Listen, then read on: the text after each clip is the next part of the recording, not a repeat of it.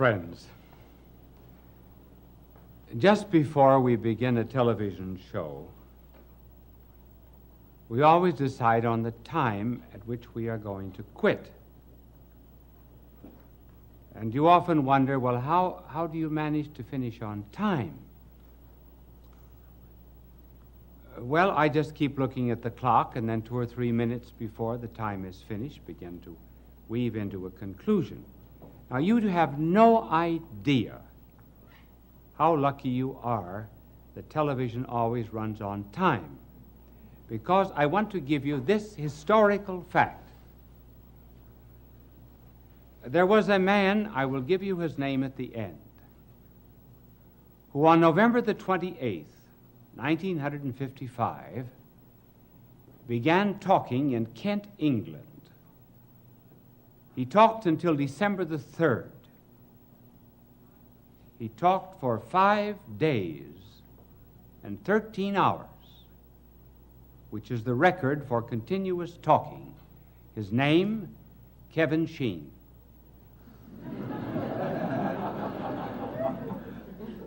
Now, they say that women talk a great deal. The record for women is only 2 days and 14 hours. It was held by a Mrs. Clapp. She couldn't keep her clap shut. Well, tonight we are to talk on the subject of the meaning of love. What is love? Well, that all depends upon whom you're asking. To a psychiatrist, love is a libidinous instinct. He calls it an id. And it becomes interesting to him when it manifests itself in aggressiveness and jealousy and hate and anything that creates a psychiatric problem. To the novelist, love is interesting not when it is a virtue, but generally when it is a vice. Adultery, perversity, and so forth constitute the themes of many novelists. To a biologist, is nothing but an animal instinct that has been carried over into the human order. To a comedian, love is nothing but a lot of dame foolishness. You understood me correctly, didn't you? Love is really none of these things.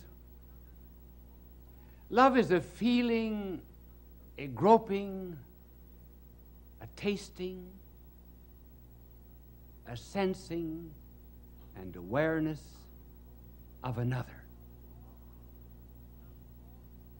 Love always refers to another, not just primarily to self. And here's where it differs from knowledge.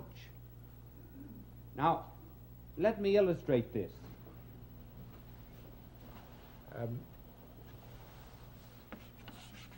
Very few of us ever think, how different is this process by which we know in relationship to that by which we love? Whenever we know anything, we always bring the thing or object which is known down to the level of our mind. That is why when a teacher is explaining something in class, he will always give an example. It is degraded in some way, simplified. But the mind always insists that it comes down to its level. Hence, when the eternal Word of God came to this earth, he spoke in parables, brought divine truth down to the level of the people. Now, love does not operate that way. As a matter of fact, love operates in just the opposite direction. For example, the object of love is something to which you go out. Now, here is the faculty of of loving is the will. When you love anyone, instead of dragging it down to your level, you go out to meet it. For example, if you love music, you do not write your laws of music. You meet the demands of music. If a man is in love with a lady who loves poetry, he doesn't talk algebra to her all night, if he's wise. You can immediately see, therefore, that the nobler the object that is loved, the better we become. That is why it can be said that the level of any civilization is the level of its womanhood. Because the nobler the objects that are loved, the nobler a person becomes. The greatest philosopher who ever lived, Thomas Aquinas, said that the least love of God, therefore, is worth more than the knowledge of all created things. Because the knowledge of all created things merely draws things down to our own mind. But when we love God, we go out in order to meet the infinite. So it is love that makes us really more than knowledge. Now the next point about love is this, that love is not just, therefore, the same as sex. Now, sex is one of the manifestations of love. But somehow or other today, the word love is not so often mentioned except in songs. And then have you ever noticed that they're always in the future? Never in the present. How happy we will be. I'll bake a cake for you to take for all the boys to see. And sex, however, in common literature today, too often is a substitute for this noble affection. Now, though it is one of the manifestations, it is not necessarily love. And let me show you the difference. Sex alone is really not interested in a person. Sex is really interested in self. And hence the carnal man will very often apparently and seemingly project his love to someone else, but he's not loving that other person. He's loving the pleasure that he finds in that other person, which is not the same. George Orwell, who wrote that remarkable book about the future of a communistic world called 1984, he has some people saying in 1984,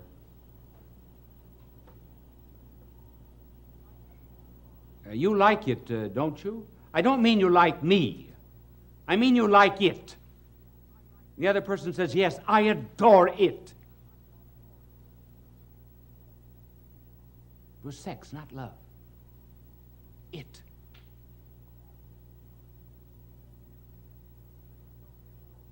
When the Soviet soldiers came into Berlin, they ran through the streets, the close of World War II. They ran through the streets shouting, I want a woman, I want a woman. They didn't want a particular woman. They were not concerned at all with the person. They just wanted something to satisfy their own ego. Hence the difference. You see what a good job my angel does in clearing the blackboard? And the reason he did a particularly good job is because this afternoon his halo was shined. You know the kind of shampoo he uses? Halo. This is a good chance for a commercial, isn't it? I bet they regret that. Well, Magic Kiss did his halo. this is the difference between sex and love. I mean not sex as an expression of love, but just isolate it.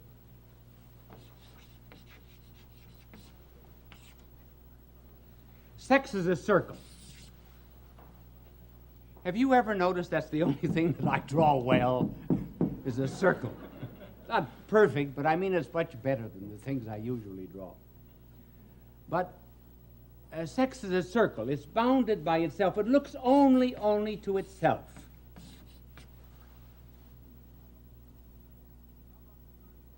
Love, on the contrary, is a cross. Stretches out in all directions. It's all embracing.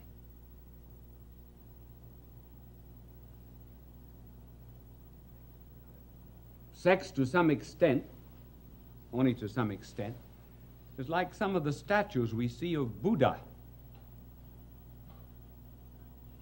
Big, fat, sleek, well-oiled body, hands folded across the breast, intently looking inward, thinking only of self. And love is very much like sometimes the paintings or the statue of a saint, thin, wasted face, but eyes upward, peering beyond the hid battlements of eternity unto God himself. So love, therefore, by its very nature, is something that is concerned with the other or another, which brings us to this other question, namely the love of neighbor. Our blessed Lord said, love thy neighbor as thyself. Well, you might say, how can I like my neighbor? First of all, the neighbor isn't the one from whom you borrow sugar. The neighbor isn't the one who tells you that you're making too much noise at your party. He isn't the one that knows your affairs before you do. The definition of a neighbor is one who is in need, or else your enemy. So the question arises, I can't like everybody. And I got certain neighbors I don't like. And nothing in the world can ever make me like them. That's true. So here we touch upon the difference between liking and loving. Certainly there are things and there are persons you can never like, because liking is instinctive. Liking is an emotion. It's physiological. It's almost organic. It's biological. It's something over which you do not have great control. For example, you do not like olives. Now, I should tell you something I don't like, and I generally announce it once a year over television and over radio, so that if you ever invite me to dinner, you'll remember it. I don't like chicken.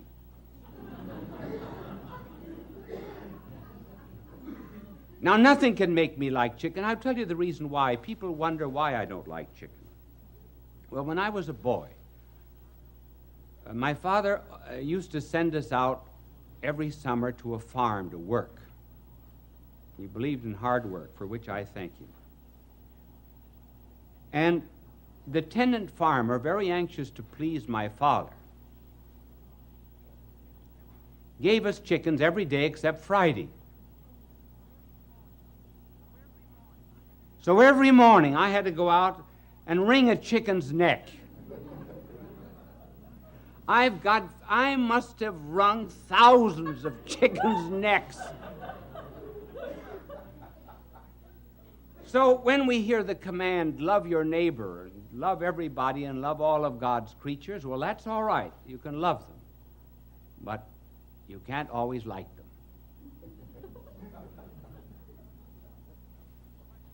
Well, what is love? Love is not in the emotions. Love is not in the feelings. Love is in the will. And because it is in the will, love is subject to command. To command.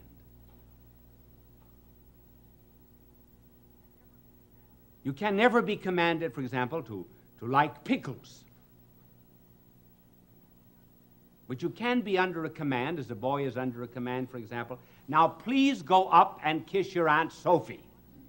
Now, he doesn't want to kiss his Aunt Sophie, but he's under a command, and maybe he does it.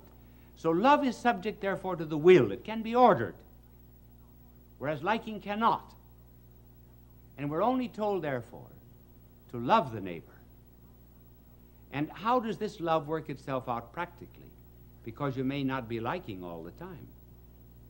It is by doing a good deed.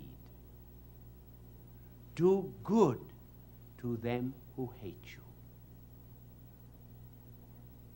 And as we begin to do what we ought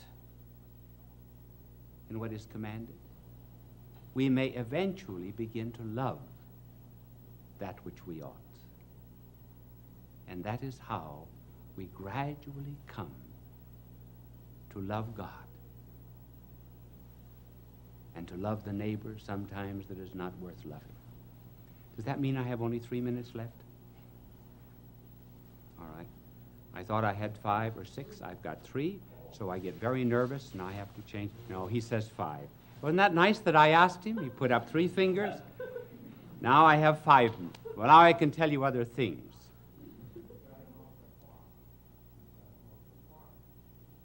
See, he said, I'm off the clock.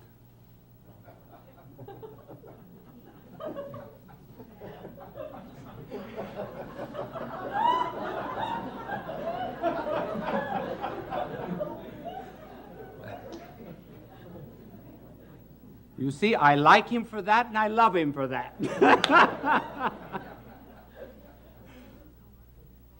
Now, our blessed Lord also said, you love your neighbor as you love yourself. How can we love our neighbor as we love ourselves? Well, there are certain times, for example, we like ourselves, we love ourselves, and other times we do not love ourselves. We do not love ourselves when we are hateful and spiteful and mean and uncharitable and when we do embarrassing things. And there are moments when we do love ourselves. We love ourselves when we're praised. We love ourselves when we're kind to the poor, and so on and so forth. Now, how are we, therefore, to love the neighbor as ourselves? We are to love the things in him that are good, and we are to not love the things that are bad in him. We love the person. We may hate the sin, just like we love the communists, but we hate communism. And that was what was meant by loving the neighbor as you love yourself. Love the things that are good. And love even the person who does wrong. And by loving him, he may escape his wrong. That is why the church is always willing to accept the heretic back into the treasury of her souls, but never the error into the treasury of her wisdom. There are certain rules for loving. I will pass some of them over very quickly. One is, you can never love in a hurry. Love is never done in a day. You can hate very quickly, but love is slow. That's one of the tragedies of divorce. People do not stay together long enough to learn to love one another. And then a second law of love is that all love leads either to heaven or to hell. All love either puts us in touch with God or puts us in touch with the devil. When it's good, even human love, we feel that we're in communion with something greater and bigger and broader than ourselves. And when the love is illicit and wrong, we not only feel degraded, but feel that we have degraded that which we loved. And finally, love is best expressed in terms of sacrifice. Love does not mean to have and to own and to possess. It means to be had, to be owned, to be possessed. It is the giving of oneself for another. That is why we speak of arrows and darts of love, something that wounds. And the day that a man forgets that love is synonymous with sacrifice, he will ask, what kind of a woman was this to ask for a ring of gold instead of tin? The day that men forget love is synonymous with sacrifice, they will ask, what kind of a God is it who asks for mortification and self-denial? Some years ago, there was an article appeared by a very well-known writer entitled Cosmical Religion. He said that he could no longer believe in a religion of love or a religion of fear, but he believed in a cosmical religion, the adoration of the cosmos. And I wrote an article and answered him, and I said I could accept his cosmical religion if he would only leave the letter S out of it.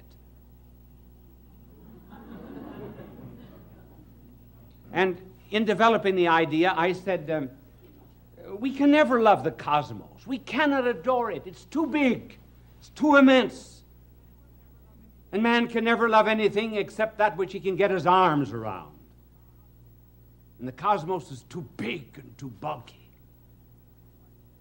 That is why the Lord had to become a babe in order that we might encircle him in our arms.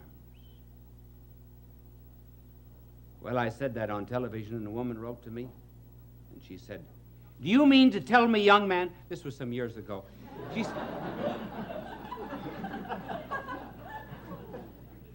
she said, do you mean to tell me, young man, that I can't love anyone unless I can get my arms around them?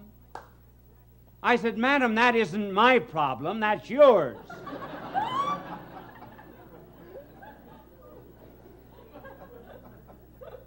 Well, I hope now that you understand love just a little bit better. All love on this earth is just a spark that comes from the great flame of love, which is God.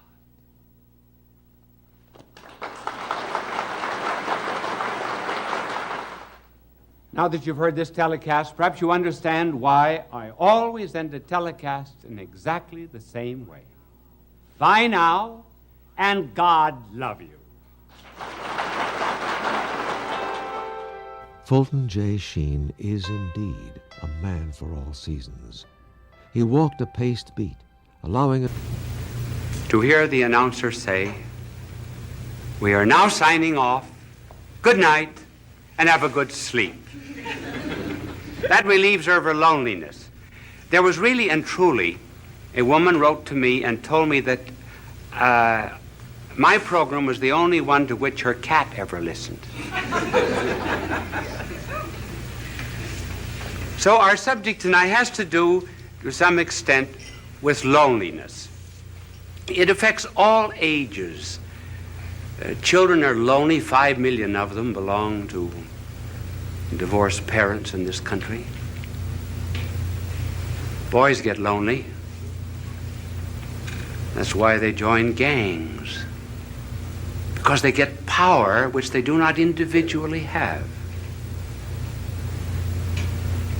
Young girls are lonely when they get a pimple on the nose. Older girls are more lonely still when the boy treats them as a glass, throws the glass aside after he has taken the drink. They find then that they're just a replaceable part in the great erotic IBM machine. Their loneliness increases. Then there's the loneliness of leadership, being the top man on the totem pole. There's the loneliness of being at the bottom of the totem pole, because you're just one of the masses. You're apt to lose your personality. The loneliness sometimes of marriage, where all the jokes have been told. There's no new event to narrate. And it's the terrible solitude of being alone together. And then even when it does remain fine and noble and rich, even in moments of greatest unity, there is a feeling of apartness after such an ecstasy. One hopes to completely submerge oneself, and yet one finds oneself back again. The hypochondriacs, of course, are lonely. And so we were asked to talk on this program about this subject of loneliness. And I'm going to give, after these facts, which we've just narrated, I'm going to give first the causes, and then I'm going to suggest some remedies. Now, I didn't know whether to use the blackboard or not. My angel is here, and I cannot think of any diagram that I could use. Just write causes on the board.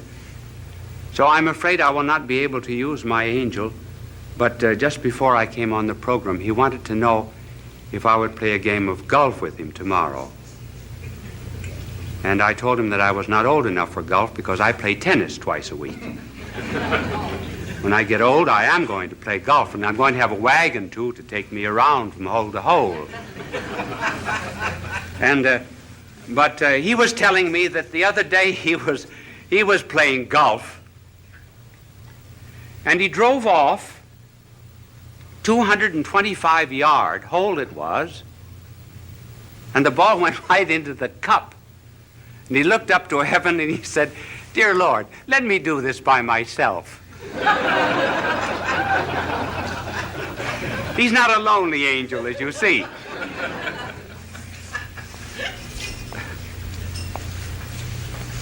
Now, what are the causes of loneliness? Well, one of the causes of loneliness has to do, first of all, with the lonely people themselves. And another reason why they are lonely is because of people who are not lonely. First of all, on account of the lonely themselves. They want to be loved too much. They want to love, to be loved. Now, there's nothing wrong about wanting to be loved, because we're all Stradivarius violins without bows. I didn't mean that pun. We are one of the